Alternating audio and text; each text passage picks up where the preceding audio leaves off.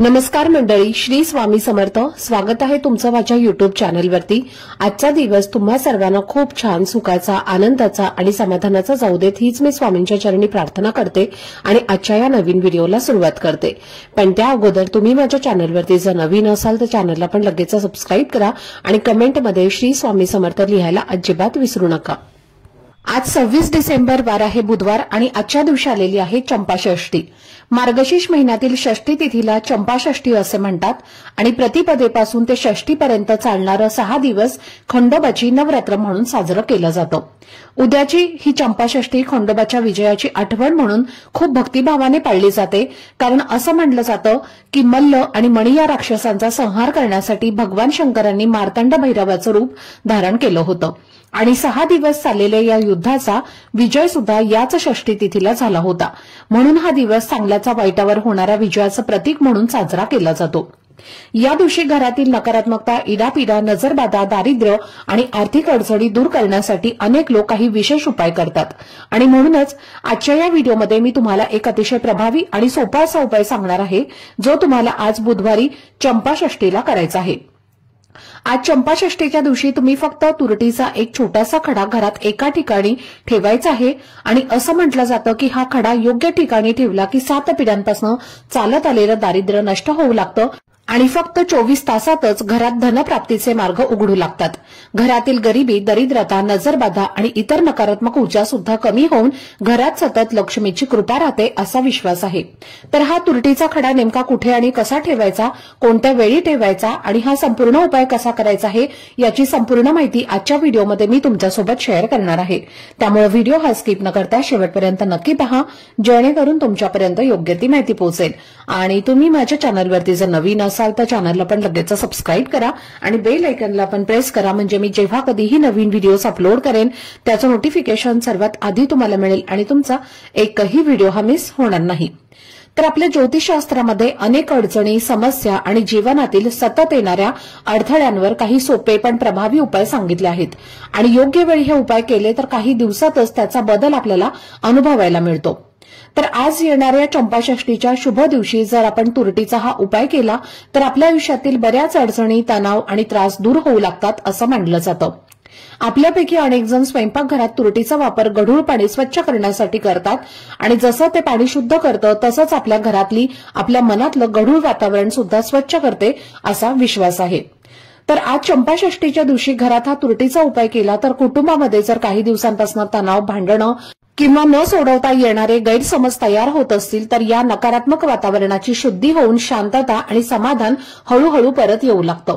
आणि म्हणूनच तांत्रिक क्रियांमध्ये किंवा ऊर्जा संबंधी शास्त्रांमध्ये सुद्धा तुरटीला विशेष महत्व दिलं जातं. जर तुमच्या घरात सतत क्लेश, नवरा बायकोचे वाद, आई मुलांमध्ये ताणतणाव किंवा इतर कोणत्याही 2 सदस्यांमध्ये कायम भांडणं होत असतील तर हा उपाय नक्की उपयोगी ठरतो असं म्हटलं जातं.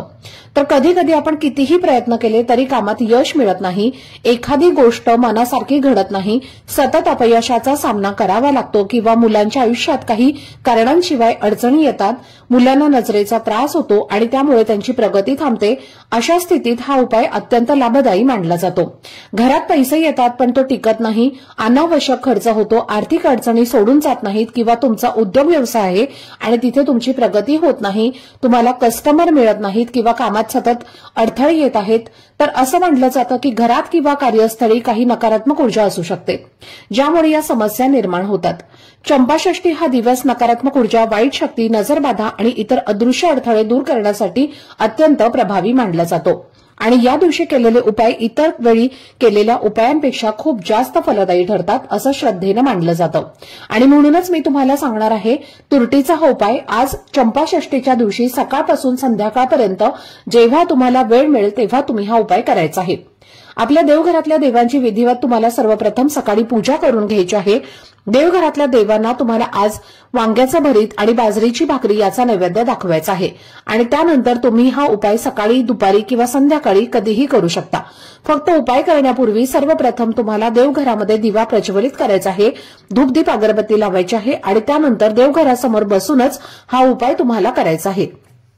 उपाय करण्यासाठी तुम्हाला एक तुरटीचा खडा लागणार आहे। अगदी छोटासा तुम्ही खडा घेतला तरी सुद्धा चालेल आणि एक तुम्हाला लाल रंगाचा कपडा घ्यायचा आहे आणि या कपड्यामध्ये आपल्याला ही तुरटी ठेवायची आहे आणि त्याची एक छोटीशी पोटली तुम्हाला तयार करायची आहे।